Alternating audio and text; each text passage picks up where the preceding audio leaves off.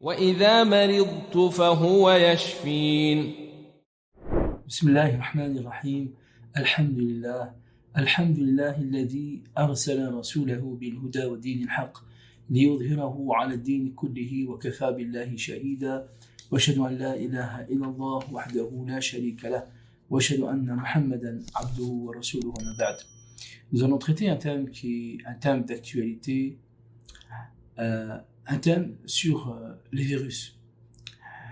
À savoir que beaucoup de gens ont été touchés psychologiquement par ces virus, que ce soit directement ou indirectement.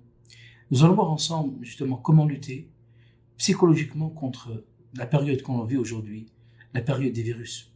Comment vivre psychologiquement, et on va voir ça à travers un hadith du prophète sallallahu alayhi wa sallam. Nous allons méditer sur un hadith.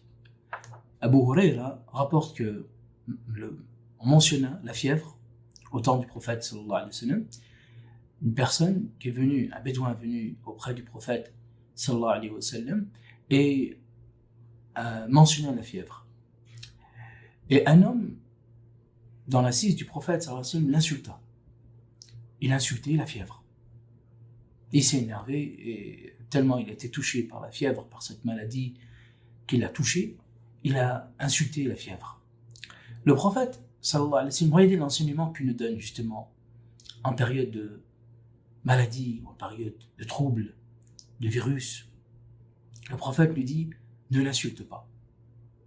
Ne l'insulte pas, car elle fait sortir les péchés comme le feu fait sortir les scories du fer. Et aussi le prophète sallallahu alayhi wa sallam me dit, bien sûr, un hadith qui est très connu, que la fièvre est une part de l'enfer. Rafraîchissez-la par l'eau froide. Donc à partir de là, nos savants, comme Ibn al-Qayyim, dit que la fièvre est donc utile au corps comme au cœur. C'est pour ça que le prophète n'a dit ne l'insultez pas. Et là ça joue justement, lorsque le prophète a dit ne l'insultez pas la fièvre, ça joue. Et nos savants disent que ça joue sur la psychose de la personne, parce qu'il est malade, il est touché par les virus, il est touché par ce qu'on trouve aujourd'hui, ces épidémies qu'on trouve aujourd'hui qui ont traversé le monde. Donc, au niveau psychologiquement, il faut être optimiste. Il faut être optimiste de ce qui nous arrive aujourd'hui. Et ça, c'est important. Le prophète toujours, et le Coran et la Sunna, le poussent à être fort. Le croyant est fort donc, par rapport à cette situation. Et bien sûr, à savoir que, et ça c'est une clémence de notre Seigneur, que pour chaque maladie, il y a un remède. Pour chaque maladie, il y a un remède. Et aussi de bien faire attention à ce que l'on dit. De bien faire attention à ce que l'on dit. Les paroles que l'on prononce sont importantes. Et ça a un rapport directement à la psychologie, à ce qu'on vit. Et là, on va voir quelques conseils que je vous donne par rapport à ce que l'on vit aujourd'hui sur le plan psychologique. Sur le plan psychologique, je vous donne le réel et ensuite quelques conseils et surtout quelques remèdes, que ce soit spirituel, moral ou matériel. Alors, c'est vrai que gérer ce que l'on vit aujourd'hui psychologiquement et surtout ce qui nous arrive aujourd'hui, il y a beaucoup de maladies qui ont été, beaucoup de personnes ont été touchées par ces maladies-là, l'anxiété, l'angoisse, le stress. Certains sont arrivés à la dépression avec tout ce qui arrive aujourd'hui, avec le confinement, avec ces questions que l'on pose aujourd'hui sur le vaccin, est-ce qu'il faut ou pas, des choses, une psychose qui vient et qui revient sur ce que l'on vit aujourd'hui dans la vie de tous les jours. Donc, d'où vient cette anxiété que l'on vit aujourd'hui par rapport à ces épidémies? Ce que je vous conseille, quelques conseils à vous donner, évitez la surconsommation plutôt. La surconsommation médiatique. Et je l'ai bien appelé la surconsommation médiatique. Ça devient maintenant, les médias, une consommation quotidienne. Donc, évitez la surconsommation médiatique qui est une source d'angoisse, qui est une source d'anxiété. Donc, limitez votre temps par rapport à cela. Bien sûr, de prendre ce qui est bénéfique.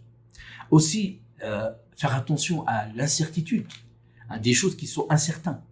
De prendre des choses qui ne sont pas sûres, des sources qui ne sont pas sûres et qui vous font vivre dans cette inquiétude, qui vous fait vivre dans cette incertitude.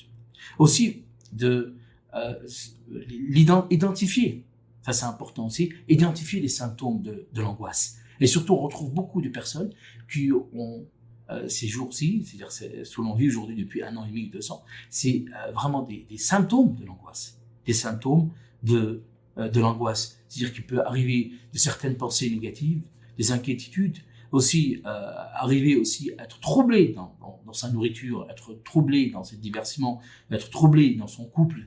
Donc tout ça, quels sont les remèdes? Quelles sont les solutions psychologiquement? Comment faire? Comment faire pour lutter contre tout cela? Et on va voir quelques points importants sur l'angoisse. Surtout l'angoisse qui engendre donc l'anxiété, qui engendre l'angoisse, qui engendre pour certains la dépression. Et bien sûr que l'angoisse, comme vous savez, c'est une maladie qui est psychologique importante. Elle touche les émotions, la peur, les mauvaises pensées, aussi la peur de l'avenir, pour certains la mort, qui amène à des palpitations, transpiration, difficulté à respirer, avant de se diriger vers les remèdes tels que la sophrologie, l'hypnose, le magnétisme et autres, de se diriger vers le spirituel, de se diriger vers notre Seigneur, de se diriger vers notre Seigneur, car il dit, Ibn Qayyim, Allah a créé les fils d'Adam et ses membres, et a donné à chacun une perfection. Et a donné à chacun une perfection. Ici, signifie les musulmans et les non-musulmans, bien sûr. Si la perfection est perdue, le membre ressent une douleur. Et il a accordé au cœur, qui est le roi, une perfection de ce qui est perdu. Il est frappé de maladies et de douleurs et d'angoisses, de soucis et de tristesse. Si l'œil perd la force de la vue avec laquelle il a été créé, si l'oreille perd la force de l'audition, si la langue perd la force de la parole, ils perdent leur perfection. Donc ici, notre imam Ibn Qayyim dit, dans la médecine prophétique, que le cœur a été créé pour connaître son créateur. Le cœur a été créé pour connaître son créateur, pour son amour et pour son unicité, pour se réjouir par lui et son amour. Pour se réjouir donc par lui et son amour. Donc, quelle est la solution? Quelle est la solution pour sortir de tout ce qu'on vit, ces troubles psychologiques que l'on vit donc dans cette période d'épidémie? C'est de se retourner vers notre Seigneur. C'est de rechercher, et bien sûr, et ça c'est important, de revenir à lui, de se concentrer vers lui, de mettre sa confiance en lui. Car toutes ces choses-là que l'on vit aujourd'hui, cette surconsommation médiatique que l'on vit aujourd'hui, nous amène à une certaine incertitude sur notre Seigneur. Notre incertitude de sa puissance, de sa clémence, de sa bénédiction. Et ça, c'est important. Et ça amène à l'angoisse, ça amène à la dépression, ça amène à tout ce que l'on vit aujourd'hui. Voyons certains points aussi importants au niveau des remèdes naturels. On peut utiliser, si on se trouve dans certaines situations d'angoisse, d'utiliser des plantes, comme par exemple le griffonia, le safran, le rhodiola, de se détendre, de prendre du tilleul, de se détendre aussi, de faire du sport, de bien respirer, de bien marcher, de se détendre. Car si la personne est touchée au niveau psychologique, ça peut engendrer beaucoup de choses. Ça peut engendrer même d'arrêter ses activités journalières. Pour la femme dans son foyer ou dans sa vie de couple, et pour le mari aussi dans son travail. Donc, de se détendre. Après, bien sûr, avoir utilisé tous les moyens spirituels, d'utiliser des moyens matériels comme le sport, de changer l'air, de changer d'endroit, de rencontrer des gens qui sont positifs, pas toujours rencontrer des gens négatifs, de rencontrer des gens qui sont positifs, qui vous aident justement à vivre votre situation, et d'utiliser des moyens, des plantes qui vous permettront de vous relaxer, de pouvoir dormir comme la valériane, le passiflore, la mélisse, le tilleul, vraiment d'avoir un sommeil qui puisse nous aider justement à passer des journées. Et si on se sent vraiment fatigué, de prendre des adaptogènes comme par exemple le ginseng pour certains, donc le cordyceps, surtout en période de virus. Et aussi, bien sûr, de mettre toute sa confiance à Allah Azza wa Jal. Et si on se retrouve vraiment dans une situation qui est difficile psychologiquement, de faire la ruqya aussi, qui est important. La hijama permet de soulager aussi des troubles psychologiques. Et pour terminer aussi, un moyen très important pour lutter contre les troubles psychologiques, c'est bien sûr le jeûne, de jeûner.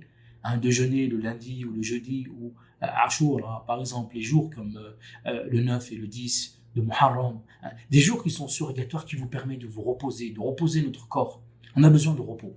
Notre corps a besoin de repos. Si le corps se repose, bien sûr, la psychologie et les troubles psychologiques vont diminuer, et de revenir, bien sûr, à ses activités journalières, et à savoir que par le retour à notre Seigneur, la pleine confiance en lui, se diriger vers lui, vers sa bénédiction, et sa miséricorde, ce sera vraiment le meilleur moyen pour pouvoir vivre pleinement en bonne santé et de préserver sa santé psychologique.